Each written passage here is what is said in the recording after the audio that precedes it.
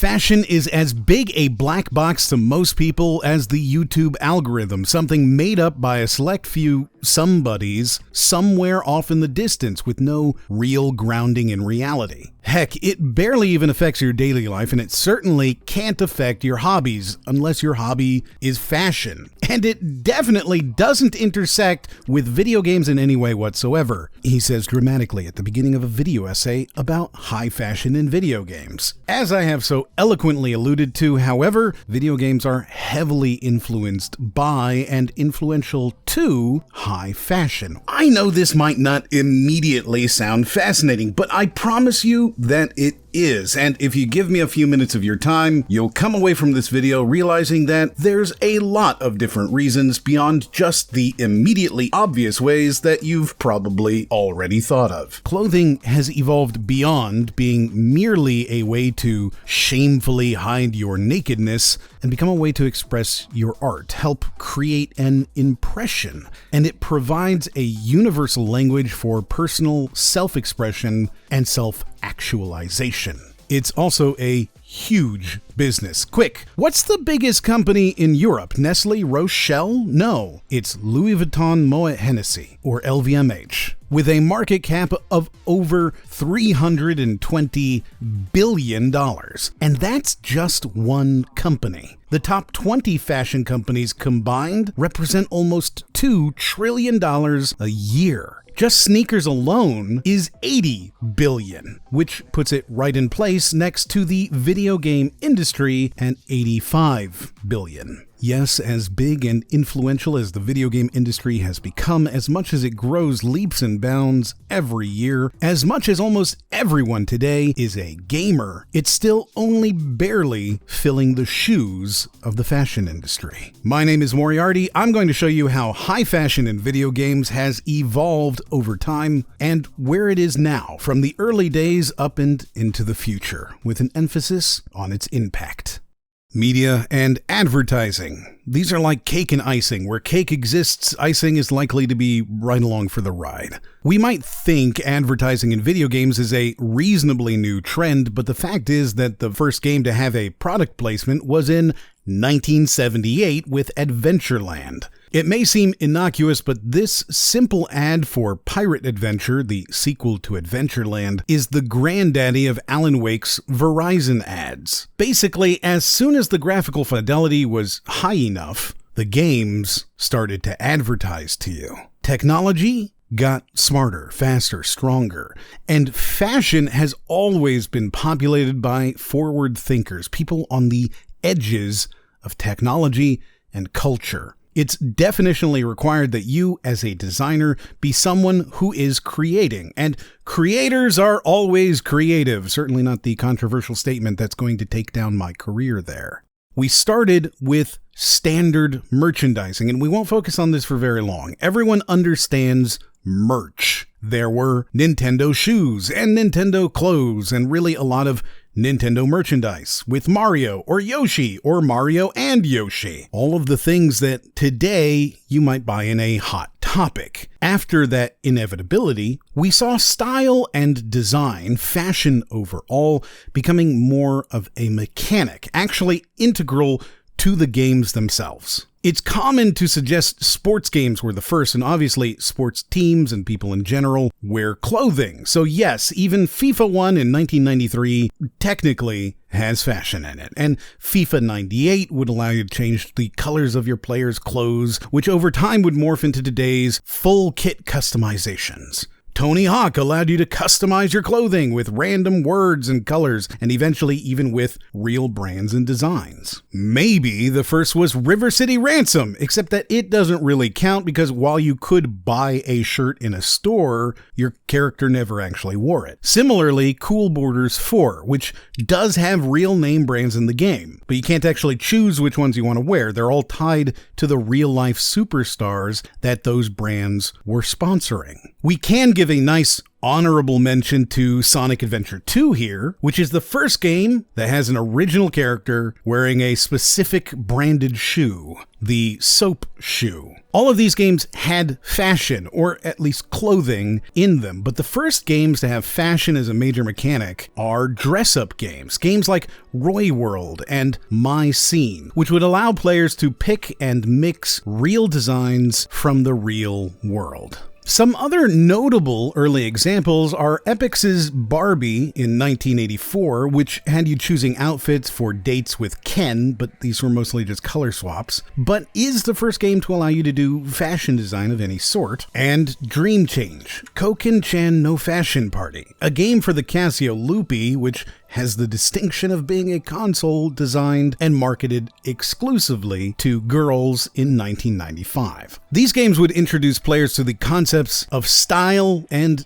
design, and some real-life clothing designers started by mixing and matching those real-life designs, fabrics, and models in video games first. If it seems like most of these are games focusing on girls, you're not wrong, and it took both games and fashion a while to diversify based on gender. While games were primarily seen as a boy's toy, before the early 70s, style and designer was something only seen in women's clothing. Though a man might buy a Pierre Cardin suit or a bespoke Hardy Amy's outfit, it's likely that the designer's name wasn't even on the clothing. You wore your tailor or a suit from Macy's. It wasn't until Ralph Lauren came along that you could walk into a store and ask for men's clothing by name. Slowly, Lauren, Raphael, Halston, Christian Dior, Nino Cerruti. These names began to overshadow the department stores they were in. Today, no one remembers Bergdorf Goodman, and Saks Fifth Avenue is just a store, but Armani, Tom Ford, and Michael Kors are often household names. Similar to how the fashion industry would pivot to make room for men's fashion, so too would games move to make room for fashion in games. And it's rare now that a sports game, RPG, or sim game won't include fashionably trendy options for both men and women.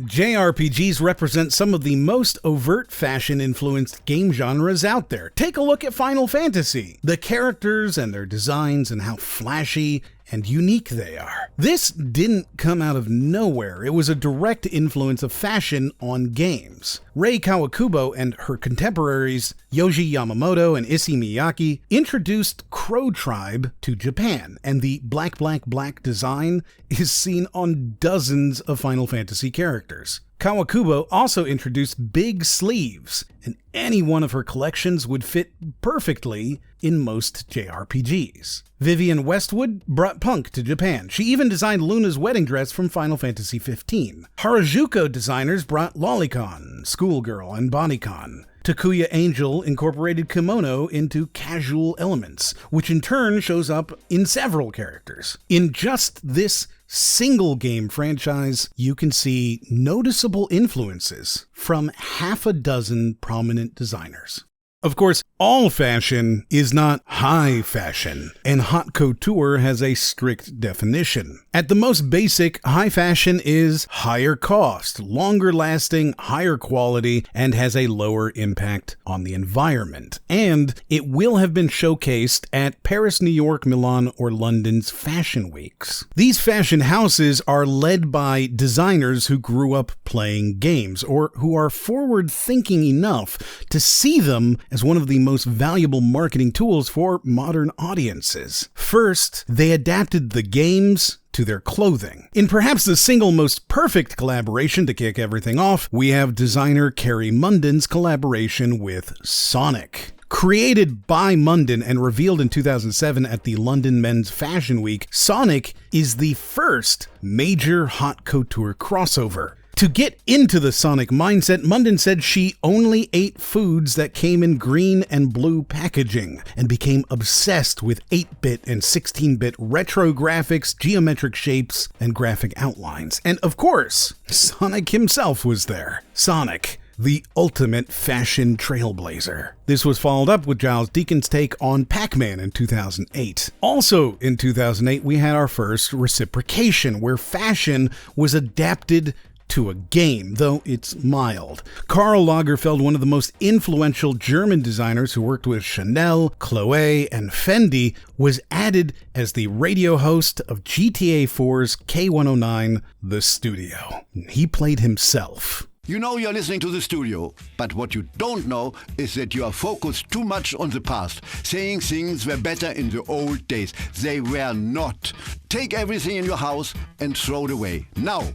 Which takes us to 2010, when Uniqlo partnered with Capcom to create the Monclo collection. As with previous examples, Uniqlo had real-life merchandise available to buy. In fact, they'd already done a similar merch deal with Metal Gear Solid 4. This time, however, Capcom also put Uniqlo clothing as lootable gear in-game in Monster Hunter Portable 3D. This is a partnership Uniqlo would continue for years, adding new Uniqlo DLC and also adding Uniqlo X Monster Hunter shirts in their stores. This represents almost certainly the first actual collaboration between a haute couture fashion house and a video game. Previously, they were merch opportunities, but now players could experience the fashion brands in the game, unlocking virtual clothing and gear through gameplay. This didn't draw a lot of attention, though, and it wasn't until 2012 when Final Fantasy XIII 2's characters were dressed in Prada that people paid attention. A 12-page digital photo shoot in ArenaHOM Plus consisting of Final Fantasy characters such as Lightning, Hope, Snow, Saz, and Noelle, all wearing Prada's Spring-Summer 2012 men's collection. This got a lot of attention, and it was talked about in all sorts of gaming news, and is probably the first time most gamers saw a piece from an actual designer label in any of their games. And then we'd see so many more. Tomb Raider and Jill Sander, Covert Fashion and Calvin Klein, Moschino and Nintendo, Kim Kardashian's Hollywood game with Karl Lagerfeld and Olivia Rousteing, Tomb Raider and Her Universe, Final Fantasy again with Louis Vuitton, The Sims and Moschino. Tommy Hilfiger took it a step further into gamified clothing with his Explore app in 2018, which included RFID tags in your clothing and would award you points if you wore Tommy clothing and then went to locations on a map to collect virtual hearts, like a Pokemon Go where your Pokeball is just your jeans. Unlike Pokemon Go, however, you could trade in your pants full of Tommy hearts for actual money gift cards, signed merchandise, or even tickets to a Tommy runway show. Of all of these, however, perhaps the most game one is The Sims, a game arguably about fashion and design at its core. Your Sims have to be dressed, and they might as well be dressed in Gucci and Moschino. Your house needs to be furnished. So why not furnish it with Bauhaus? And then you can extend the fantasy by buying a real Moschino sweater to express your love for The Sims. Why does fashion matter? Why do we care in the slightest what kind of protection we coat our disgusting skin in? A lot of people, probably more than a few of the people who immediately clicked off this video a while ago and certainly aren't subscribed, are the ones who would say, I don't care about fashion. I don't care about style. The irony, of course, being that they said this while watching this video on an iPhone, wearing Dickies cargo shorts and a shirt they bought at Ross, looking through their Warby Parker glasses in their home with amiibos and glass display cases while sitting on their Raymond's couch with throw pillows that have Mario on them. Fashion is important, style is important, because it allows us to tell our story. Yes, it can be seen as vain, frivolous, and industry for narcissists, and certainly it is that. But also, it is the second biggest worldwide economic activity, representing over $3 trillion of trade a year and employing over 57 million workers, 80% of whom are women. Fashion can spread an idea merely through its presence, and there is a reason why one of the things we do is take away people's freedom of fashion when they are sent to prison, even as those prisoners are used as labor to produce clothing for fashion designers such as Pieta, Papillon, and Carcel. School uniforms, prison uniforms, work uniforms, all use the power of design to espouse a specific message: discipline, obedience, power, authority. Our own personal clothing can represent just as many messages, and not all of them are external. Our clothing can unlock memories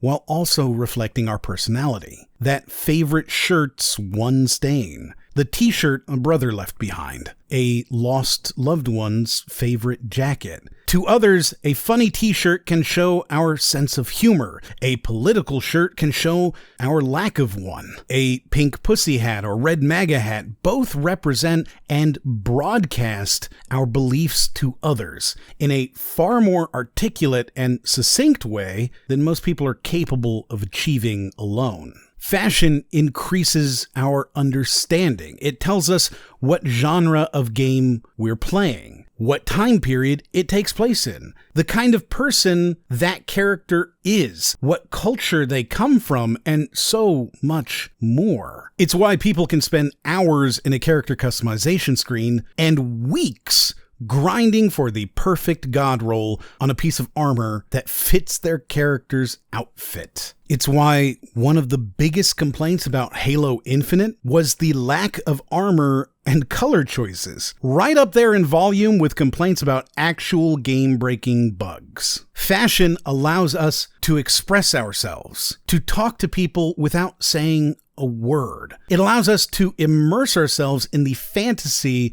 of whatever game we're playing. And when given the opportunity to, it even allows us to show off unique motifs and styles that are indigenous to our part of the world, and thus introduce more people to our cultures. Korean video games have an immediately unique look, regardless of graphic style, because the clothing itself is so very Korean, using Korean designs in both the fabrics themselves and the color combinations, patterns, and more. Yakuza 0 introduces Japanese culture through its hostess makeover minigame. Fashion represents culture. Little more can be said about the effect of fashion, just pure fashion itself, than to look at Hugo Boss's 1934 military clothing designs for Germany before and during the Second World War. Designs that immediately evoke strong emotions and carry decades of information with nothing more than an image of an outfit. Fortnite is the world's most played game with tens of millions of years of time played. With such a juggernaut title representing tens of millions of consumers across all demographics, it's no surprise that brands want to interface with that. And interface they have, with collaborations between Fortnite and brands such as Nike Air Jordan, commercial loneliness artist KAWS, Ferrari, and dozens more. Perhaps the one collaboration that seems to have caused the most incredulity, along with confusion, is Fortnite's collaboration with Balenciaga. Only 1 year after Afterworld, Balenciaga continued their relationship with Epic Games into Fortnite with both real and digital products. However, in what can only be called somewhat surprising, the digital collaboration is clearly the focus. Yes, there are physical products, and yes, they are astronomically expensive, but they're also just kind of there. Demna Gvasalia, the creative director of Balenciaga, has turned Balenciaga from a once was into a once again. At one point, this company was forgotten, ancient, uncool. He's helped build it into possibly the foremost fashion label in the world, but frankly, these Fortnite sweaters, shirts, jackets are just not great. But the digital side of it is incredibly well fleshed out. For full skins, accessories, weaponry, and even an in-game shared space and virtual store. In fact, the in-game stuff looks more premium than the real-life stuff. This was a moment to pay attention, because rather than be a digital to physical pipeline, the standard expectation with these kind of things, it was instead a physical to digital partnership that represents a major shift in how people buy and enjoy fashion. It represents an even bigger shift in how these companies view the relationship between customer and brand. And while, yes, of course, money is the ultimate and inevitable goal, how they reach you as a demographic and convert you into a paying customer is going to change, and is changing. Fortnite is proof of that. As if to bear this out immediately and provide me further evidence, Balenciaga was not the last haute couture brand to partner with Fortnite. In November of 2021, Moncler also put together a set of skins, accessories, and loading screens in collaboration with Fortnite. In 2020, the entire world experienced the SARS-CoV-2 and COVID-19 pandemic, and suddenly everyone was inside. Mass gatherings disappeared almost overnight, and people were alone and bored. These bored people went out and bought the Nintendo Switch. Suitably powerful for the casual player, the most inexpensive console option, larger than a phone, still portable but also expandable thanks to the TV dock, and something you could play with friends. The Nintendo Switch sold out worldwide and was being sold by scalpers for $400, $500, $600, all while retailing at $299. And just a few short weeks after the stay-at-home orders were being issued, out came a little old game called Animal Crossing. Animal Crossing New Horizons was a phenomenon of truly epic proportions and in a new crowd that typically doesn't see such massive numbers. The casual, aesthetic-first audience. People played Animal Crossing in order to relax and achieve small goals over a long period of time, building up their islands as unique representations of themselves during the pandemic. It was fantastically successful and became the third best-selling game of the year on just physical sales alone. If we knew the digital sales numbers, it could be the best-selling game of the year. And if we rolled in the additional 12 million players who jumped into Pocket Camp, it might be the biggest franchise of the year. This didn't go unnoticed, and brands like High Snobiety and 100 Thieves were quick to capitalize, using the game as a media channel. They, along with brands like Glossier, Valentino, Anna Sui, and Sandy Liang, created Animal Crossing exclusive custom clothing for the game. Influencers used Animal Crossing to showcase Dior, Louis Vuitton, Sports Banger, and more. And then fashion labels just went wild. Gucci partnered with The Sims and Roblox, and even commissioned and promoted a short film about, quote, a video game that doesn't exist yet, called The Mall. Louis Vuitton jumped in bed with League of Legends. MAC Cosmetics got into The Sims. Tencent partnered with Burberry. League got in with Abazing Appa, or Bape. Tatcha, MCM, and Burberry all crowded into Animal Crossing. Misbehave and Civilist have shops in GTA 5. Rihanna's Fenty even partnered with League for the Arcane Netflix show. And in general, fashion was all over video games. Perhaps one of the most interesting projects, however, was Balenciaga's Afterworld: The Age of Tomorrow, which is a video game created and released in order to present the Balenciaga Fall 2021 collection. What might sound like a cheap, tacky way of drumming up interest turned out to be an incredibly innovative and sophisticated way of drumming up interest. Balenciaga partnered with some of the highest tech companies in the space to produce a volumetrically captured VR title using Unreal and Quixel to create a world with realistic-looking NPCs, background characters, animals, environments, all from a studio that worked on Outriders, Final Fantasy XV, Street Fighter V, BioShock Infinite, Death Stranding, and more. Sure, it's a way to show off clothing, but it's also cutting edge and manages to hold the title for largest volumetric video project ever done. And it pushes the boundaries of Unreal's engine. Balenciaga wasn't the first designer to make a game, though. That honor goes to Louis Vuitton, who made an 80s retro-inspired side-scroller called Endless Runner. To reiterate, ads have always existed in games. Tapper, the arcade game, was a Budweiser ad. Burger King made a series of notoriously bad games as well. These two games represent both sides of the advert game, a title designed exclusively to increase market penetration of the brand, the overtness of Burger King, and the subtlety of Budweiser. However, over time, product placement became a much more common way to market a product in a game. Starting first with overt product placement like 7-Up's Cool Spot game, where the product is the center of the game, to more refined tactics like in Crazy Taxi, where you drive customers to KFC, Pizza Hut, and Levi's stores. Apparently, those were a thing once. Eventually, advertising became more refined even than that, and we saw things like the Obama ads in Splinter Cell and Burnout, and that Verizon ad in Alan Wake.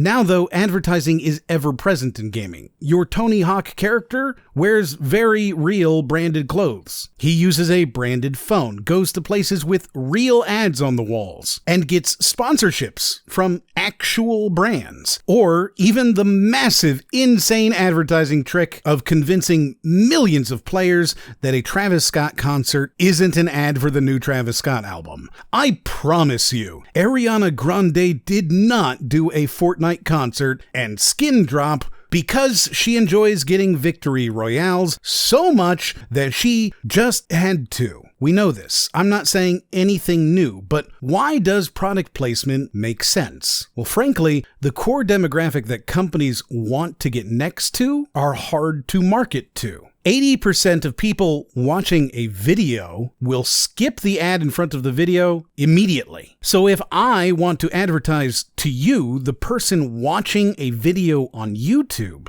I can either buy an unskippable ad and potentially earn your ire as you hate watch my ad, or I can integrate into the product. This gets my product in front of the eyeballs that I so desperately want to see it. Consider this. Netflix said to their investors, our focus is not on Disney Plus, Amazon, and others, which seems kind of shocking, doesn't it? Who else would you focus on if not Disney Plus and Amazon? Certainly not Paramount Plus or the other one that no one even remembers exists, Peacock. No, Netflix said we compete with and lose to Fortnite more than HBO. Product placement gives metrics. You can see exactly how many people see your ad. You can see if they're watching the whole ad or turning away. You can track everything to your dystopic heart's content. You can target people with specific ads. And as one in-game advertising company says, for example, just before dinner time,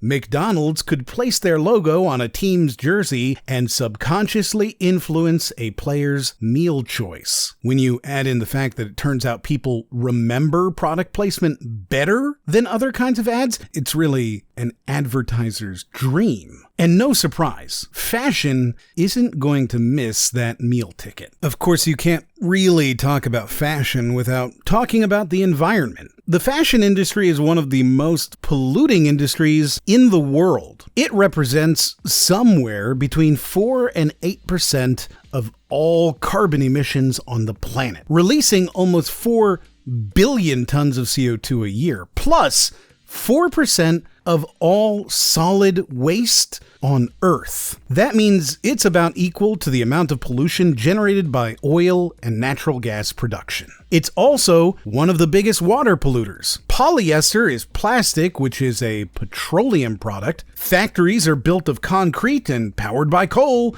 And tourism and automobile usage are both driven by shopping for those very clothes. However, most of that waste is so-called fast fashion, inexpensive, conventional fashion that is designed and manufactured as rapidly as possible in high volume. The type of shirt you can get for $8 at Walmart. This clothing is supremely detrimental to the entire world. And it's a point that buying higher quality, more expensive clothing that will last longer is also saving the world. So now rich people can be even more smug. What this means is that fashion as an industry is remarkably environmentally sensitive. They pay attention to the environmental impact of things they do. Gaming, digital, non-environmentally harmful methods of making money, is very attractive to luxury brands for exactly this reason. They have the name brand that will drive people to pay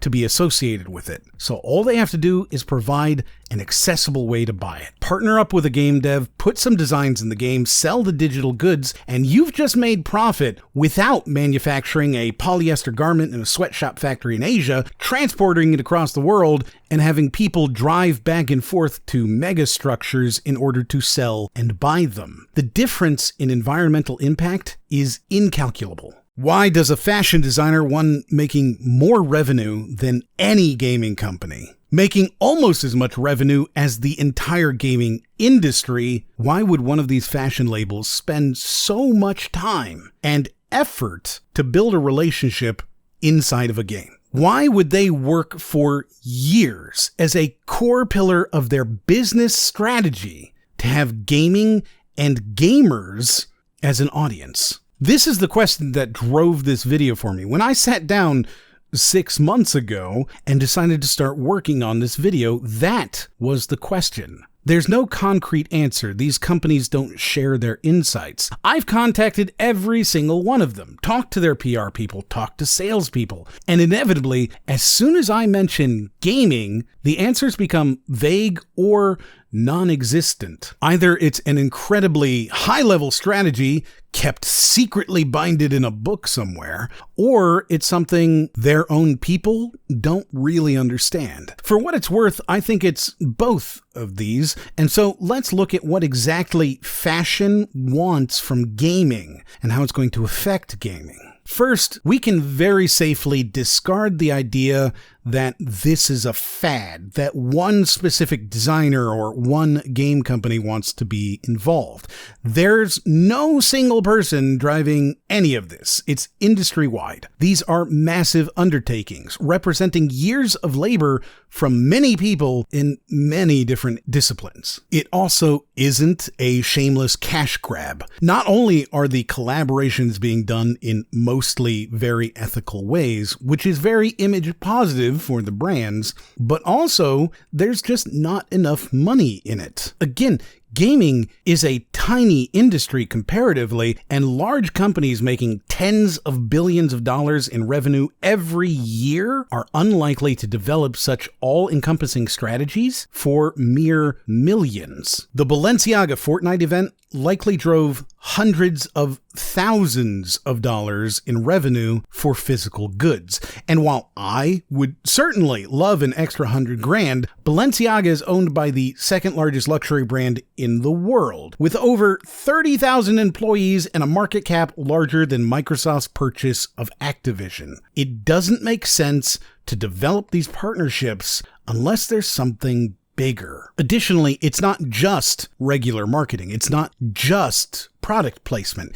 Yes, of course, there's a surface level desire for each side of the partnership to piggyback off the other and increase their customer base. However, these events are so cooperative that it's unbelievable it was just one PR person calling another and then marking it down as an ad buy. Haute Couture's successful integration into gaming is, however, shrewd and long-term marketing. It associates the brands with fun and creativity. It penetrates the market, introducing what might otherwise be an opaque brand name exclusively found in high-end shopping centers to a crowd that might never have heard it any other way. More importantly, it introduces the brand names to key demographics. First, 24 to 34-year-olds, 18 to 24-year-olds, and 13 to 18-year-olds. 24 to 34 is the key demographic that buys luxury and wants to express themselves and has the money to do it. It makes sense to market to your potential demographic. 18 to 24-year-olds represent some 60% of gamers, and while they may not have huge amounts of discretionary funds,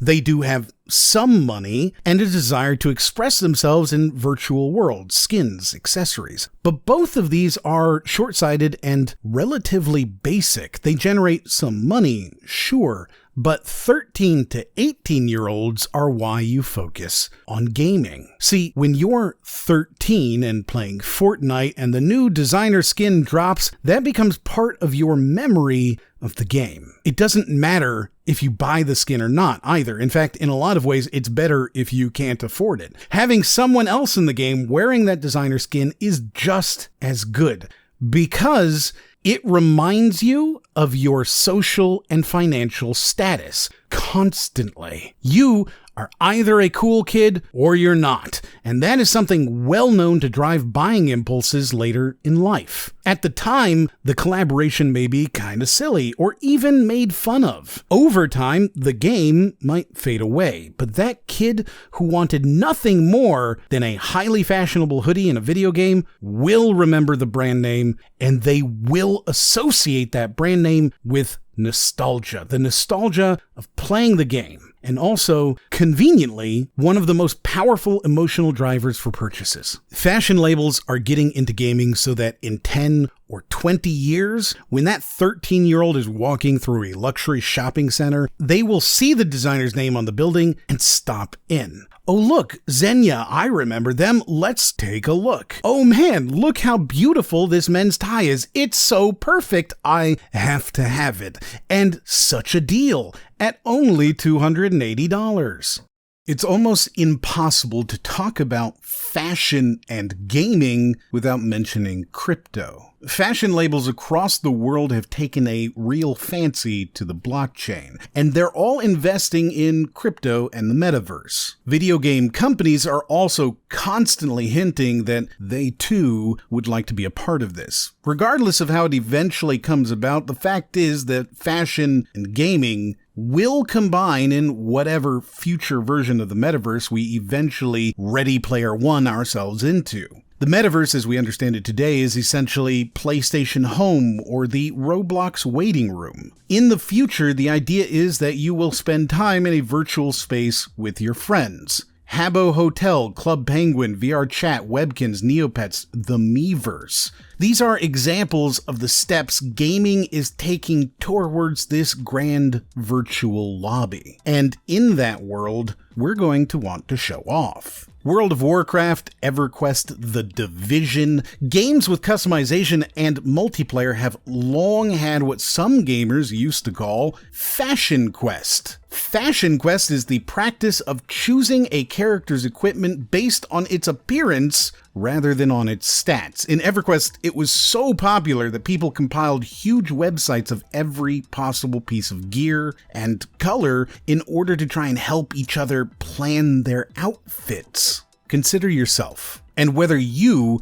have ever refused to put on a better piece of armor because it looks stupid. Have you ever asked for transmogrification, the ability to change one piece of armor's look for another? Maybe you've grinded for armor dyes, hidden your helmet because it doesn't match your cloak, or paid for a cosmetic skin that has absolutely no in-game benefits. In some of these games, such as EverQuest, Second Life, or even Anarchy Online, the more fashion you had on, the longer you'd been playing, and therefore the more trustworthy you were, the more experienced you were, the more valuable your advice and company. Yes, just like you might judge someone wearing dirty, ratty clothing, so too will you likely judge someone for having a default avatar in whatever future metaverse there is. This is where fashion is so determined to be ahead of the curve, and so far, they have been. If you think this is just the crypto bros buying into it, you're absolutely wrong. Vice, Vogue, and other V-names have done studies that show almost 50% of people who express interest in digital fashion don't have any crypto at all. Do you own any digital items, any skins or cosmetics? If so, you are an early adopter for digital fashion. In the future, companies expect 10 to 50% of our entire closet to be digital, and people who have expressed any interest in a metaverse have consistently ranked digital fashion as their #1 priority for purchases. Roblox is one of the contenders for how we'll interact in this future, and fashion houses have already been all over it. Ralph Lauren even launched a line of products, the Winter Escape Collection, exclusively in Roblox. Influencer Leah Ash, a YouTuber with 4.9 million subscribers, is a Roblox fashion and lifestyle channel who's made videos with hundreds of thousands of views showing her virtual hauls as she picks up Gucci handbags in the game for $25 and then later picks up the matching handbag in real life for $2,000. But that in-game purse is now worth over $4,000 on the resale market. We've already got virtual Poshmark sharks and influencers. We've also already got fashion models being digitally dressed with clothing that doesn't exist for photo shoots. It's not that much further to imagine seeing a digital billboard or virtual YouTube video with custom targeted clothing based on our own sense of style, auto-magically applied to a digital model in the game, and then adding that to our shopping bag to dress our digital avatars for a test drive before buying the real clothing and having it shipped directly to our houses. In fact, as I'm writing this, the Metaverse Fashion Week is going on with showings from designers such as Paco Rabanne, Dolce & Gabbana, Elie Saab, Peter Dundas, Roberto Cavalli, and Tommy Hilfiger, and others as well. Retailers such as Monier Paris and Republique, and major brands like Coach, 80s, Axel Arigato, and Osoy, many others are opening virtual stores. This is no small undertaking. Gaming is the platform for this future. It's the engine that starts it all. And the gaming companies of the future will probably have dual headquarters, both inside whichever metaverse is the winner and a real one with staff all wearing VR headsets.